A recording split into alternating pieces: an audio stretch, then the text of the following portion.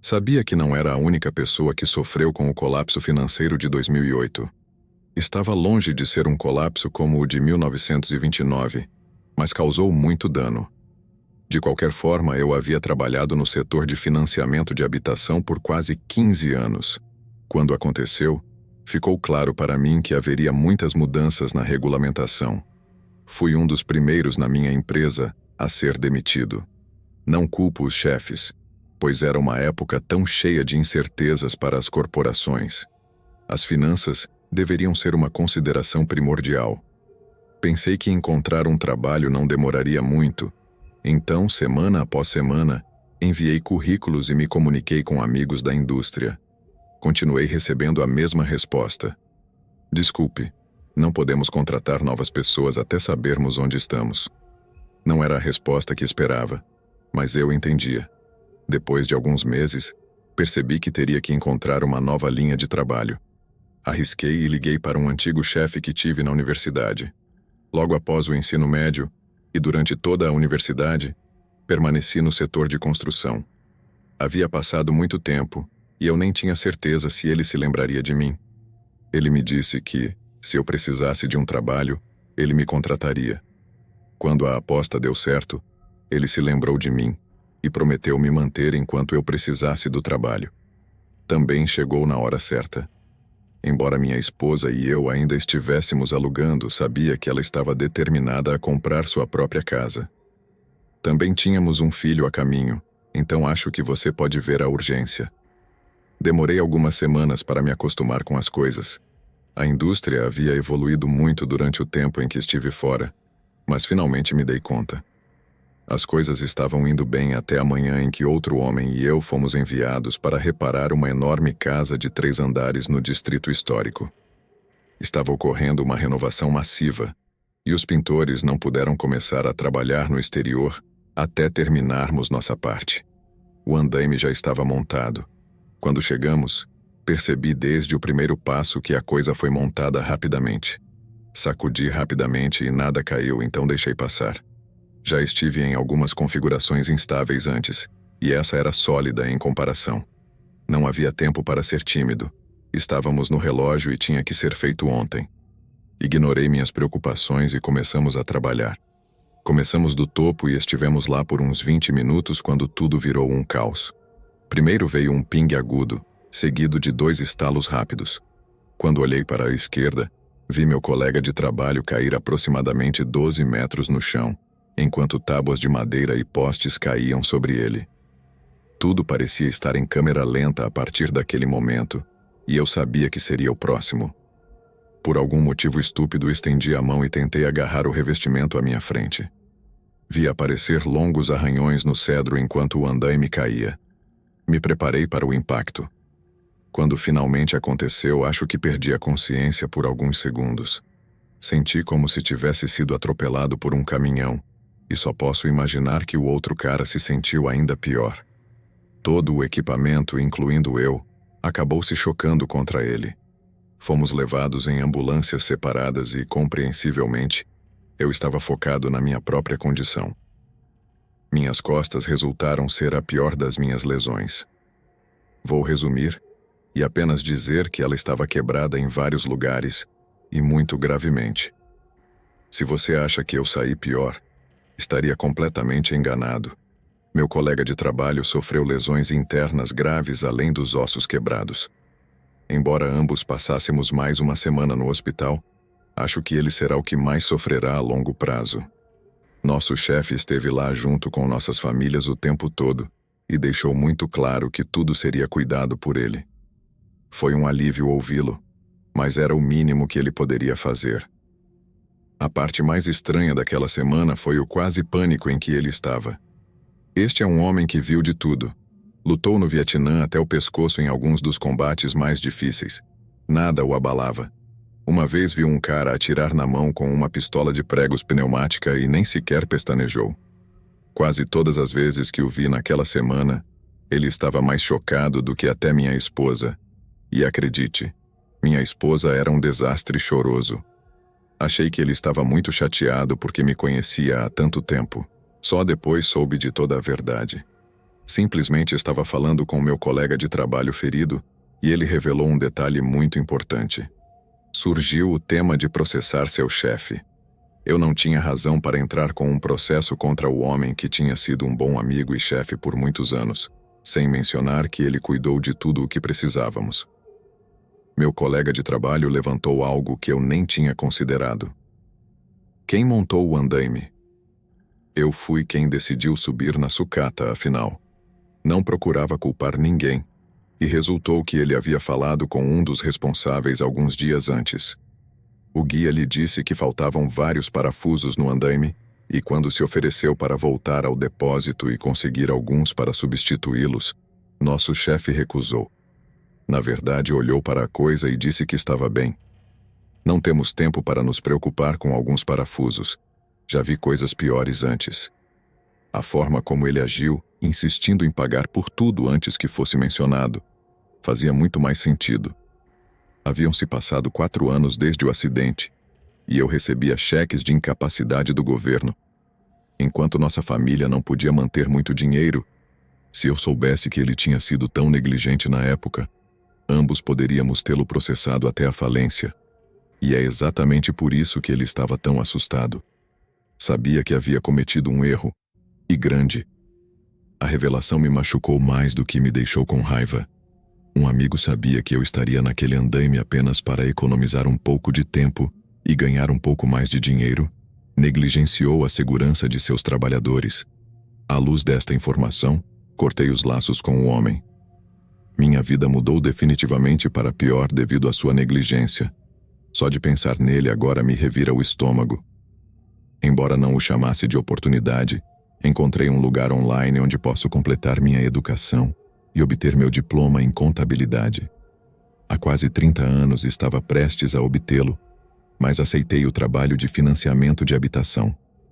O dinheiro era bom demais para recusar, e quando você é jovem, não costuma pensar a longo prazo.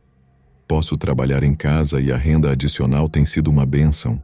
No ano passado, finalmente pude realizar o sonho da minha esposa e comprar sua primeira casa.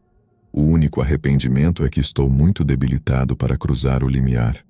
Tudo isso aconteceu devido à negligência de um homem que um dia chamei de amigo. Começarei com uma pequena história de fundo. Quando eu tinha 15 anos, meu pai foi transferido para uma pequena cidade na Flórida, que contava com um total de 15.000 cidadãos, e aposto que nenhum deles havia saído do lugar enquanto eu crescia. Ver a beleza da região era um desafio, especialmente para uma adolescente. Foi como acordar em um pesadelo. Antes mesmo de começar meu primeiro semestre na universidade, já estava empacotando tudo o que cabia no meu carro e voltando para o outro lado do país. Não demorou muito para que meu pai fizesse amizade com um de nossos vizinhos. Ele e Neil tinham sido operadores de rádio amador quando eram mais jovens, e essa nova amizade reavivou o amor pelo hobby em ambos, até o recente falecimento de Neil. Os dois passavam a maior parte de seu tempo livre falando entre si, pelas ondas de rádio sobre o tema da radioamadorismo. Chegamos ao ponto da história. Em algum momento no início dos anos 90, Neil estava tendo problemas com seu cabo coaxial, que é o cabo que conecta a antena externa ao seu rádio. Sem ele, você não vai muito longe. A maior parte corria pelo sótão até o escritório dele. Neil se arrastou centímetro a centímetro pelo sótão até descobrir seu problema. Parecia que um pequeno animal havia estado mordendo o cabo, e Neil ficou furioso. Esse tipo de cabo não era barato. Para evitar problemas futuros, ele localizou meticulosamente qualquer pequeno buraco ou fenda na fachada de sua casa e o selou hermeticamente, esperando que não houvesse mais problemas. Ele e meu pai continuaram compartilhando seu interesse pelo hobby até a morte de Neil em 2016. Quando ele faleceu, a casa de Neil ficou nas mãos de seu filho, que decidiu colocá-la no mercado. Antes que pudesse fazer algumas reformas, ele encontrou algumas empresas capazes de fazer o trabalho e acordou um preço. Eles começaram o trabalho e ele esperou. Poucos dias depois, ele recebeu uma ligação de um desses empreiteiros com uma história chocante. Enquanto realizavam a demolição do deck, descobriram uma tábua quadrada de madeira pregada na casa. A curiosidade tomou conta deles e, ao removerem a tábua, descobriram que ela estava cobrindo uma abertura para o espaço de acesso que conduzia para debaixo da casa, algo comum em casas antigas, sem porões. Quando acenderam suas lanternas debaixo da casa, ficaram horrorizados ao descobrir o corpo mumificado de um humano. Chamaram a polícia imediatamente e, naturalmente, as autoridades tinham algumas perguntas para ele. Ele estava tão perplexo quanto eles. O cadáver tinha que estar lá há muitos anos, o que significava que a única pessoa que poderia saber a verdade também estava morta. Uma investigação profunda foi iniciada e, após mais discussões com o filho de Neil, uma teoria final foi formada. Essa teoria significava que a infeliz vítima havia sofrido uma morte prolongada e miserável que muitos nem poderiam imaginar em seus piores pesadelos. Durante uma segunda discussão, um dos detetives pediu ao filho de Neil que se lembrasse de qualquer evento estranho, por menor que fosse. Embora difícil no início, algo foi desencadeado em sua mente, uma pequena, mas importante peça do quebra-cabeça. Ouvi algumas coisas loucas durante meu tempo no negócio. O que segue é um relato das mais terríveis e desgarradoras. O que nunca tinha visto com meus próprios olhos ocorreu em 2017. Eu tinha sido aprendiz de carpinteiro por alguns anos. Nossa empresa tinha acabado de ganhar um grande contrato na cidade. O trabalho consistia em demolir um pequeno bairro de casas abandonadas, algumas das quais remontavam aos anos 30, e construir um projeto habitacional para pessoas de baixa renda no lugar. Meu trabalho não começou até que toda a demolição fosse concluída e a área fosse desobstruída. Sem nada melhor para fazer, dirigi até o local para observar anivelamento e preparação do terreno durante a maior parte do dia. Meu chefe e eu estávamos juntos e encontramos os caras que estavam fazendo o trabalho. Fiz amizade com vários dos caras que trabalhavam comigo. Um grupo de nós saía aos sábados à noite para beber e se divertir. Moisés, um cara latino da minha idade, cresceu a menos de 2 quadras de mim. Por alguma razão, nunca nos conhecemos antes de eu entrar na empresa. Nós dois compartilhávamos histórias de nossa infância no velho bairro e logo nos tornamos bons amigos. Apenas algumas semanas antes desse incidente, ele e sua namorada me pediram para me mudar para o apartamento deles, pois seus colegas de quarto anteriores tinham perdido o emprego e tiveram que voltar para casa. Aceitei e estava no processo de empacotar quando isso aconteceu. Meu chefe e eu voltamos depois do almoço. Estávamos no escritório do local conversando com o grande chefe, que estava revisando alguns planos conosco, quando ouvimos um estrondo do lado de fora e começaram a ouvir muitos gritos. Olhei pela janela e vi vários dos caras correndo em direção a algo. Claro, fiquei curioso. Nós 3 nos aproximamos para nos juntar aos outros. Ainda não sabíamos o que estava acontecendo até chegarmos a cerca de 10 metros de distância. Lentamente, as bordas de um buraco gigante ficaram mais visíveis a cada passo. Não foi até que cheguei à beira do precipício que percebi o horror do que estava acontecendo. Este enorme buraco era muito maior do que eu imaginava. Eu tinha ouvido falar de sumidouros, mas nunca entendi completamente o que eram até agora. O tamanho da coisa me impressionou. Tinha facilmente 30 metros de largura e pelo menos 20 pés de profundidade. A monstruosidade engoliu uma escavadeira de tamanho real e seu operador com muito espaço de sobra. Eu estava com medo de perguntar quem era o operador. Não estava em lugar nenhum e certamente não havia sobrevivido.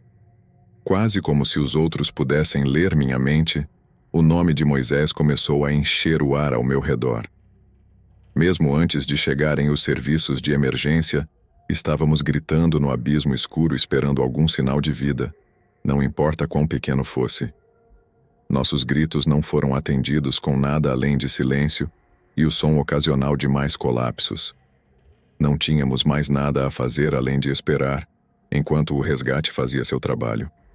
Não tenho vergonha de dizer que estava com os dedos cruzados.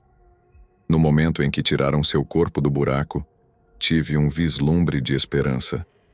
Não havia como evitar a verdade agora. Meu melhor amigo e um grande homem tinham partido. Os detetives me permitiram ser o único a notificar Verônica de sua morte. Quando cheguei sozinho ao apartamento, ela desabou imediatamente. Meu rosto certamente traiu meus sentimentos para o mundo inteiro, apesar de todos os meus esforços para ser estoico. Ao ver suas lágrimas romperem a represa, nos abraçamos e choramos por vários minutos, até que ela finalmente reuniu coragem para ouvir minha história. A reparação do sumidouro começou no dia seguinte ao funeral e levou mais de uma semana para ser concluída. Voltar ao local foi difícil e percebi que não era o único que estava passando por isso. O tempo passou e com ele o trabalho ficou mais fácil. Quando os caras começaram a falar novamente, a maior parte do que se dizia era sobre Moisés. Você realmente não sabe o quão amado alguém é até que morra. Pelo menos foi assim que eu vi.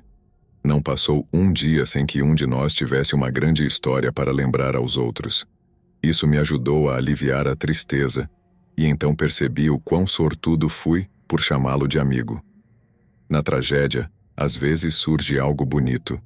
O que nenhum de nós sabia na época, incluindo a própria Verônica, era que ela estava grávida. No início, a única coisa que podíamos pensar era em como era terrível que Moisés não estivesse presente para ver o nascimento de seu filho. No entanto, quando pensei mais sobre isso, percebi que isso era realmente um milagre. Pouco mais de uma semana antes, sua linhagem teria morrido com ele. Quando chegou o dia, tive a sorte de ser o primeiro a ser notificado do nascimento do pequeno Moisés Ramírez Júnior. Minha maior esperança agora é viver o suficiente para vê-lo crescer até a idade adulta. Se ele se tornar metade do homem que seu pai era, o mundo será melhor por tê-lo. Se ele se tornar metade do homem que seu pai era, o mundo será melhor por tê-lo. Ele tem alguns sapatos bem grandes para preencher, e algo me diz que ele se sairá bem. Até que Bert me tomou sob sua asa, eu nunca tinha sido bom em nada. A escola foi uma longa série de notas medianas e amizades passageiras. Minha tentativa triste de me tornar um herói do futebol foi precisamente triste. Eu esperava poder melhorar frequentando uma universidade próxima, mas saí correndo 2 anos depois. De alguma forma, conheci Bert e as coisas só melhoraram. Bert era um carpinteiro muito conhecido, especializado em entalhes e design ornamental. Eu era apenas um jovem de 20 e poucos anos sem uma direção real na vida. Meu trabalho não era nada mais glamouroso do que limpar, depois de um monte de construtores meio bêbados no local de trabalho. Do nada, meu chefe veio me ver e disse que eu estava sendo promovido. Fiquei muito empolgado pensando que conseguiria um trabalho um pouco confortável como assistente dele ou algo assim. Em vez disso, me disseram para me reportar a Bert, cujo nome real era Bert. E foi o que fiz. A história diz que Bert obteve seu nome porque seu sotaque britânico era tão forte que todos pensaram que ele estava dizendo Bird em vez de Bert. Isso não parecia incomodá-lo. Ele lidava com isso com calma, assim como fazia com tudo na vida. Quando me apresentei a ele, só recebi um resmungo em troca.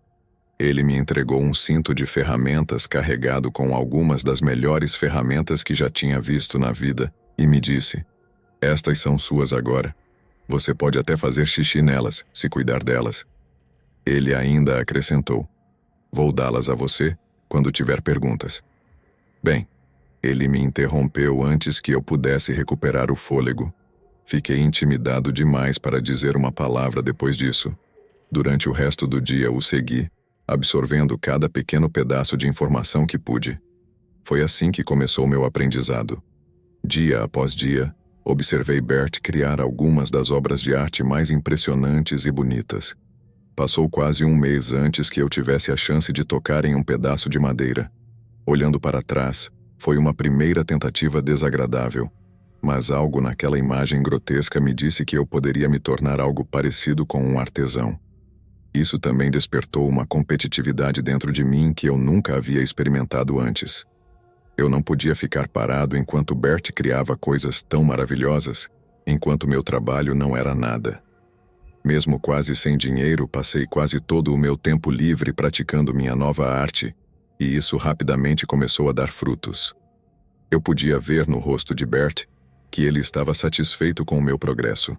Em alguns anos, meu trabalho se tornou quase indistinguível do dele. Nesse dia, chegou o momento de seguir em frente. Bert sorriu para mim como um pai orgulhoso e me desejou boa sorte. Meus próximos anos foram bem.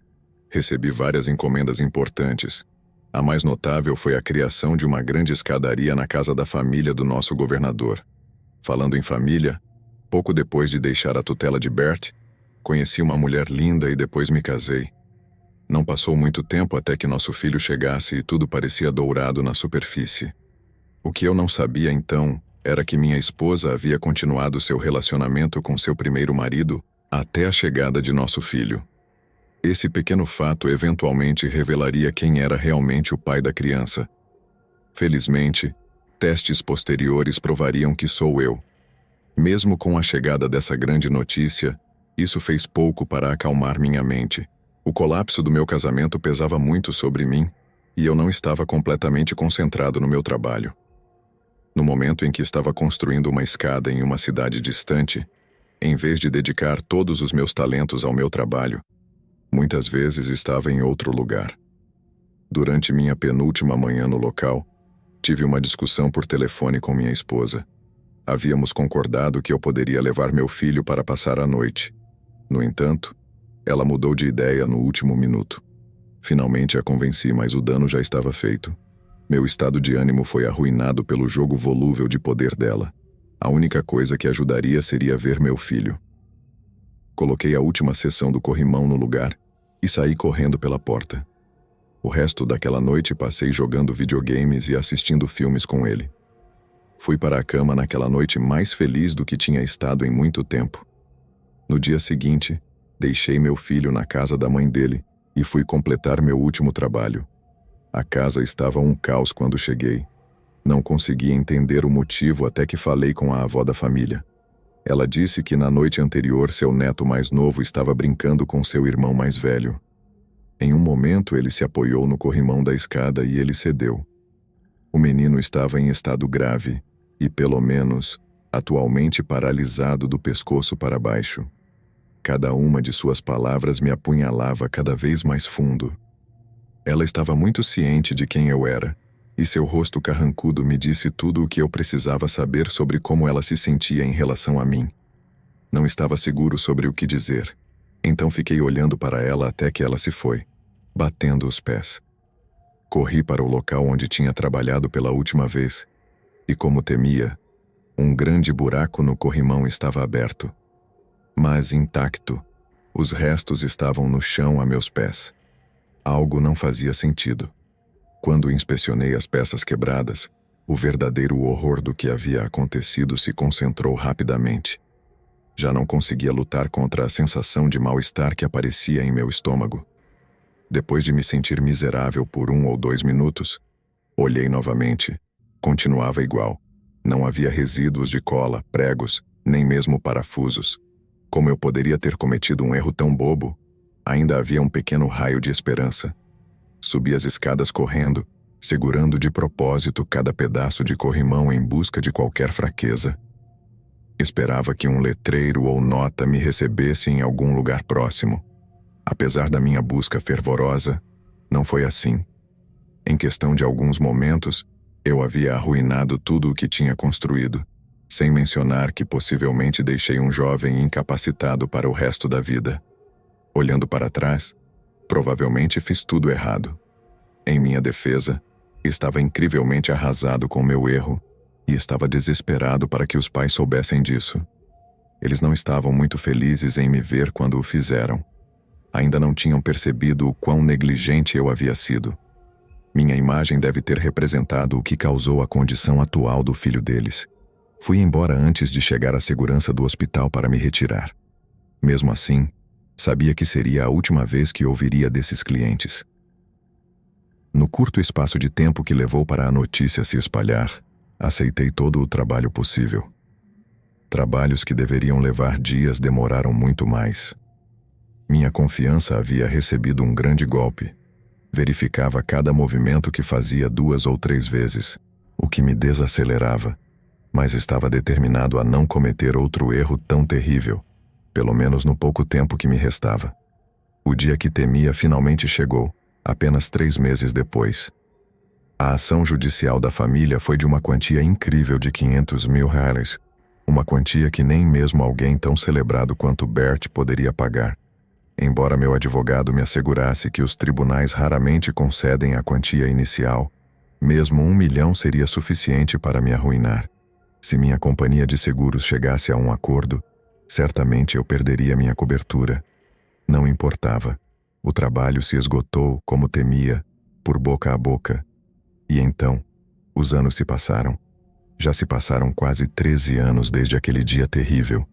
Sem nenhum novo trabalho personalizado chegando até mim, fui obrigado a voltar a trabalhar como carpinteiro residencial comum.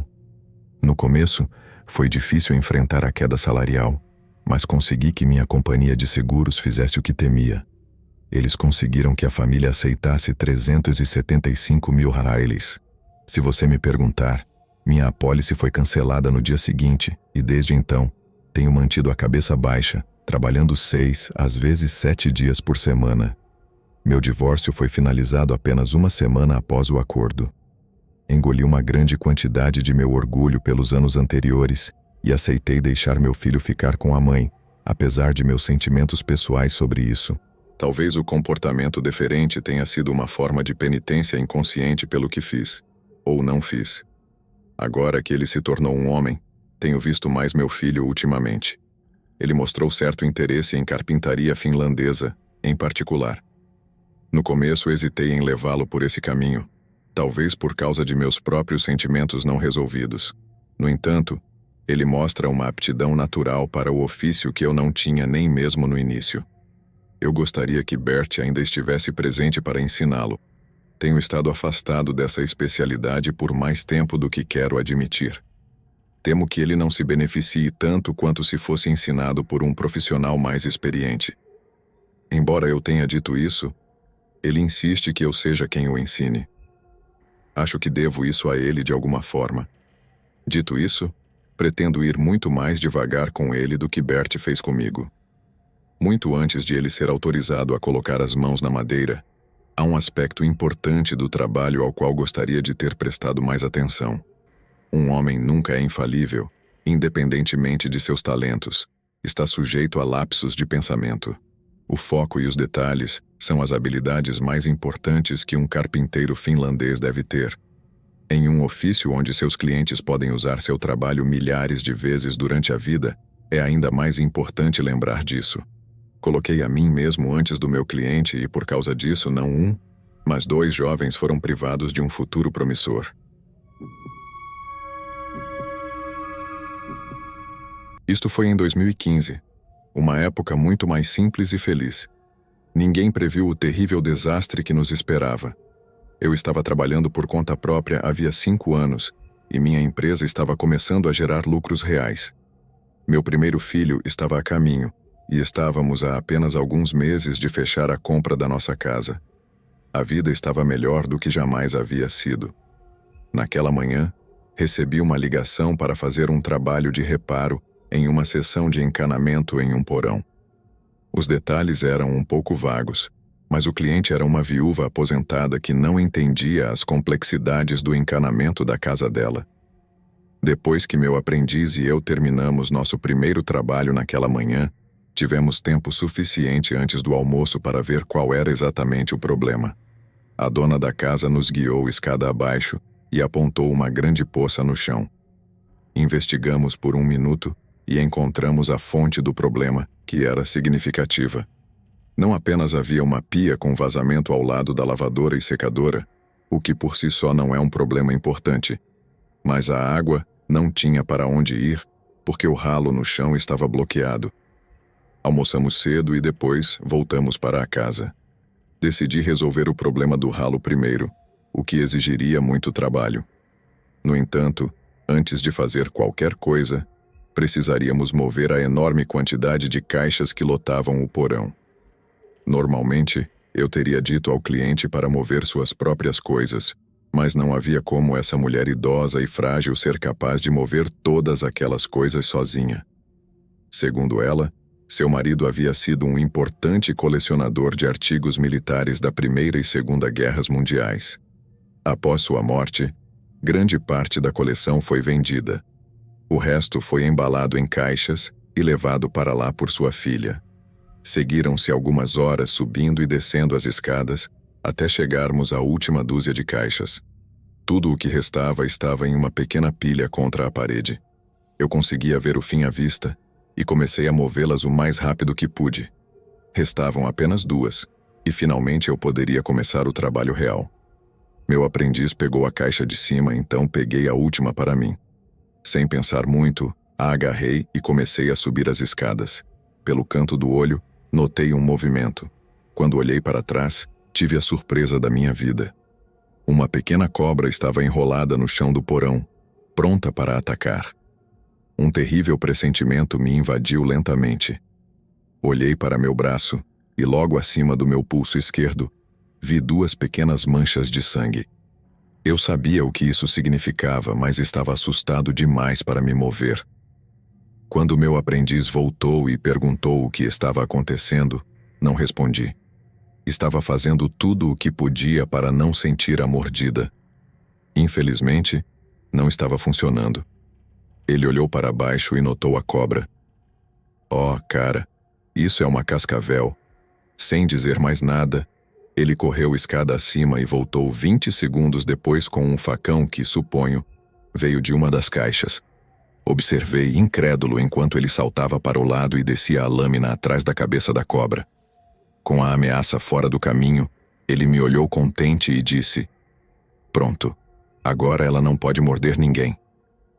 Olhei para ele com calma e disse que já era tarde demais. A expressão satisfeita dele se derreteu lentamente, e ele me levou escada acima até a caminhonete. Ainda estava tão em choque que o segui obedientemente, como um cachorro bem treinado. Durante o caminho, ele continuava dizendo para eu me acalmar, mas acho que ele estava mais apavorado do que eu. Tivemos sorte de conhecer a espécie da cobra, e isso permitiu que o hospital iniciasse o processo do antídoto imediatamente. Naquela altura, meu braço estava inchado e a dor era considerável. Você provavelmente pode adivinhar que sobrevivi à picada. No entanto, de certa forma, eu gostaria de não ter sobrevivido. Depois de vários dias e tantas injeções, recebi uma conta de $115 mil. Mesmo depois que o seguro pagou sua parte, eu estava endividado até o pescoço. Quando pude voltar a trabalhar, cada centavo que ganhávamos ia para o hospital. Como resultado, a empresa e o estado financeiro da nossa família estavam à beira da falência desde então. Agradeço por termos conseguido sair do acordo com a casa. Estaríamos em execução hipotecária antes do final do ano. A empresa foi reduzida a apenas nós 3. Minha esposa cuida das ligações e compromissos, enquanto Chris, meu leal aprendiz, e eu fazemos o possível para manter o barco à tona. Por sermos considerados um negócio essencial, fomos autorizados a continuar trabalhando, enquanto muitos outros não foram. Sinto-me terrível por aqueles que não tiveram tanta sorte. Pelo menos metade deles nunca retornará, uma vez que toda essa bagunça tenha terminado, se é que realmente vai terminar. Mesmo depois de todo o nosso trabalho árduo, podemos nos juntar a eles em seu destino. Se você for religioso, ore por nós. Você pode ver isso como um ato insignificante, considerando a gravidade da nossa situação, mas como descobri, os menores atos no fluxo geral das coisas podem fazer a maior diferença. Era graduado do ensino médio no verão antes de ir para a universidade e aceitei um trabalho na construção. Tinha uma bolsa completa durante meus primeiros 2 anos, pois ter a carteira cheia me ajudaria a pagar as pequenas coisas. A maioria dos outros caras era amigável e divertida. Não passava um dia sem que não ríssemos de algo que alguém tinha feito ou dito. Os caras eram excepcionalmente engraçados. Mark e Daniel estavam trabalhando em sites separados ou juntos nos últimos 15 anos. Ambos eram brincalhões de primeira classe, mas às vezes Mark levava as coisas longe demais. Daniel era frequentemente o alvo do humor de Mark, o que se tornava uma fonte de tensão entre os dois, mas eles sempre se reconciliavam no final do expediente. Eventualmente, as brincadeiras de Mark foram longe demais para que Daniel as ignorasse. Esse dia foi minha última semana de trabalho. Todos no site perceberam que Daniel não estava bem e passava longos períodos falando ao telefone. Quando não estava, parecia constantemente agitado. Seu comportamento despreocupado habitual havia desaparecido. Todos nós tentamos fazê-lo rir, mas nada funcionou. Nem mesmo Mark conseguiu. Com o passar do tempo, todos começamos a acreditar que seus problemas eram com sua namorada. Quando Mark soube disso, não conseguiu resistir a tocar no ponto doloroso. Naquele dia, Daniel havia falado ao telefone e quando voltou, Mark começou a brincar. "O que há com você, Dani? Está tendo problemas em casa? Sua velha está recebendo o osso do carteiro?" Os golpes verbais apenas irritaram ainda mais Daniel. Ele não disse nada, em vez disso olhou para Mark como se fosse queimá-lo com os olhos. Mark não ia deixar que as más notícias o impedissem de rir. Depois do almoço e pelo resto do dia, Mark continuou com suas piadas. Daniel, um cara que geralmente dizia algo quando estava farto, mordeu a língua o dia todo. Eu sabia que se não parasse os empurrões de Mark, ele levaria as coisas longe demais e causaria um problema, talvez até uma briga. Pensei que Daniel claramente não estava de humor para deixar os comentários passarem, e quando chegou a hora de terminar, pensei em relaxar. Estávamos percorrendo o site recolhendo nossas ferramentas e limpando o lixo que deixamos. Todos estavam concentrados na tarefa. Eu estava no meu próprio mundo, pensando em qualquer coisa de última hora que tinha que fazer antes de ir para a escola. Quando tudo estava completo, estávamos discutindo nossos planos para o próximo fim de semana.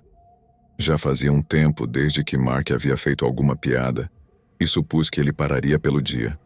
Quando chegou a vez dele, ele parecia muito sério e disse: "Bem, acho que como o velho Dani vai pescar, vou até a casa dele e dar um pouco de osso para a velha dele." A piada nos surpreendeu a todos e todos rimos. Mas Daniel, é claro, mostrou um rosnado em seu rosto. Ele apertou os dentes com tanta força que parecia que iam se desintegrar a qualquer momento. "Estou tão farto de suas piadas estúpidas." Assim que disse isso, Daniel deu um passo à frente com um martelo. Recuou.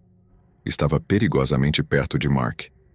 No momento em que tropecei para trás tão rápido que caí de bunda, olhei para cima justo quando Daniel acertou o crânio de Mark com a garra do martelo. Mark imediatamente caiu, contorcendo-se no chão. Fiquei em choque e congelado onde estava. Observei Daniel para ver seu próximo movimento. Ele ficou sobre o corpo convulsionado de Mark por um momento. Supus que fiquei aliviado quando ele calmamente caminhou até um banco e simplesmente sentou. Não acho que teria sido capaz de me mover se ele tivesse vindo na minha direção. Assim como eu, os outros caras estavam congelados no lugar, vendo como o corpo de Mark parava lentamente. Todos nos olhamos com muito medo de falar. Daniel quebrou o silêncio para nós. "Acho que todos deveriam chamar a polícia. Não vou fugir nem nada. Estou apenas farto." A resignação em sua voz mostrou o quão longe estava o velho Daniel que conhecia. Ele nunca teria feito algo assim. Fizemos o que ele pediu e ele não deu nenhum problema à polícia quando chegou a hora de levá-lo. Pensei que o choque estava me afetando naquele momento, mas ainda agora não sinto nada além de pena de Daniel. Soube-se mais tarde o quão mal estavam as coisas em casa. Sua namorada o havia traído mais de uma vez. Ela o culpou por tudo e ele estava trabalhando às vezes em 3 empregos só para mantê-la feliz e acompanhar as despesas. Estava tão cego de amor para perceber o que estava acontecendo, até que já havia acontecido. Depois de tudo o que fez para dar a ela o que queria, ela teve a audácia de reclamar que ele se ausentava tanto quando estava no trabalho. Tudo o que ele conseguia pensar era nela com outro cara. Era reservado demais para compartilhar qualquer coisa conosco. Não acho que Mark tinha ideia do que realmente estava acontecendo. Ele brincou e quando viu que tinha tocado num nervo, Não parou, e fez isso muitas vezes. E suponho que isso acabou sendo demais. Ainda estou em choque quando me sento e penso em quão rápido a vida abandonou seu corpo, mesmo nesses últimos momentos convulsivos. Todos nós nos oferecemos para servir como testemunhas de caráter, mas não foi necessário. Foi feito um acordo e Daniel aceitou cumprir 15 anos. Ofereceram-lhe liberdade condicional nos anos intermediários, mas ele recusou. Sua data de libertação está próxima e espero que ele possa recuperar sua vida e ver além da sombra deste crime passional. Suponho que se poderia dizer que salvei a pessoa mais importante. A história de Mark obviamente terminou naquele local de trabalho. Alguns leitores podem se perguntar por que Daniel recebeu tanta simpatia, e Mark também. A verdade é que, embora fosse um cara muito engraçado, isso era tudo o que ele tinha a seu favor. Já te contei até onde Mark levaria suas brincadeiras com Daniel.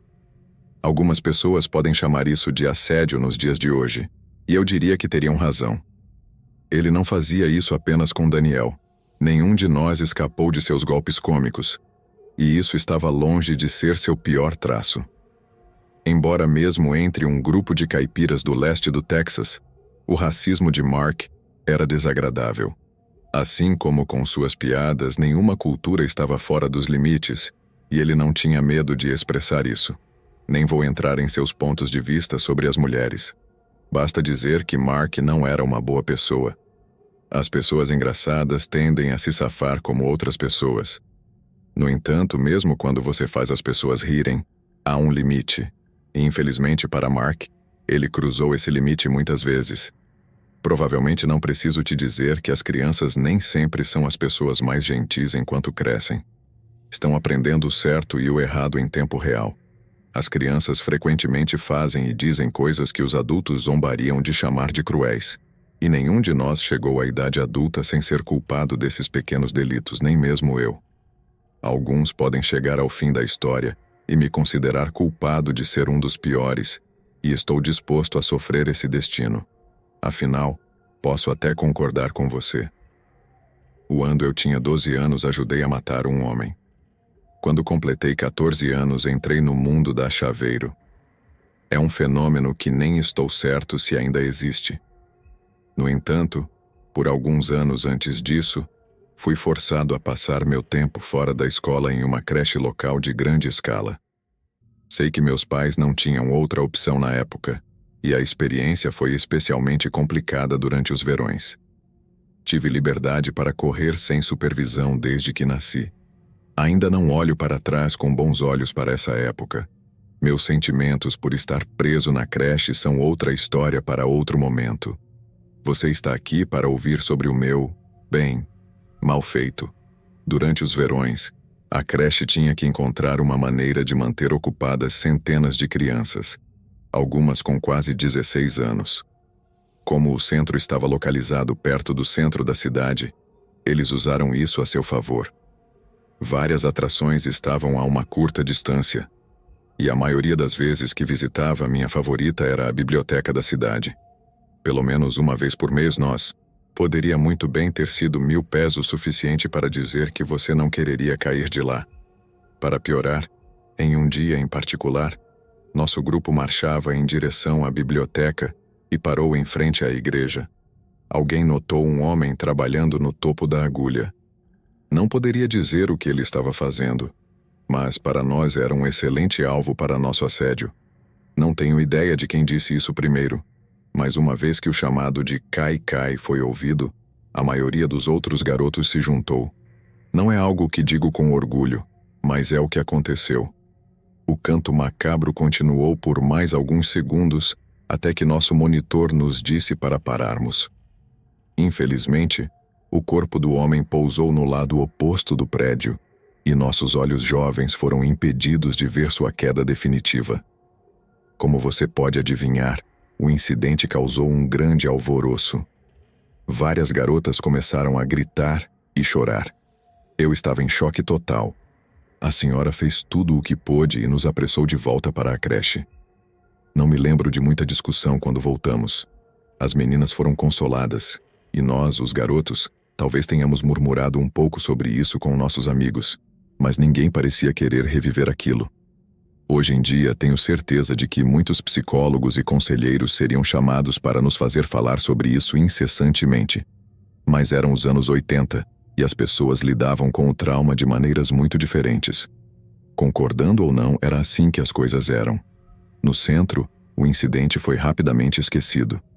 Embora um menino o mencionasse de vez em quando, a maioria de nós, especialmente aqueles que presenciaram, só queria esquecer. Ainda não sei se meus pais foram notificados sobre isso. A última coisa que queria fazer era contar para eles. Eu agia como se coisas terríveis nunca tivessem acontecido, e isso funcionou até agora. Espero que continue assim. Para o pobre homem que morreu naquele dia, não tenho ideia do que aconteceu depois. Suponho que fosse algum tipo de trabalhador da construção civil. Olhando para trás e vendo que ele estava em algum tipo de andaime na época, provavelmente estava apenas fazendo manutenção básica. Os adultos nos protegeram de qualquer detalhe grave além disso, e não posso culpá-los. Tentei encontrar tantas informações quanto pude nos anos intermediários, mas não consegui encontrar muito. Provavelmente é melhor assim. Tenho certeza de que seus entes queridos não querem se lembrar dele pela forma como morreu. Esta pode ser a primeira vez que menciono isso para alguém que não estava lá naquele dia. Tenho certeza de que você está se perguntando a mesma coisa que eu. Nossos gritos realmente causaram a morte daquele pobre homem? Essa pergunta nunca será respondida. Lembro-me do som de uma corda se rompendo, mas pode ser um mecanismo de defesa. Provavelmente foram nossas provocações que causaram a distração dele e provocaram sua queda horrível, um erro à vista. Gosto de pensar que ele nem nos ouviu e que as circunstâncias foram o que foram. Isso elimina aquela última dúvida persistente da minha mente.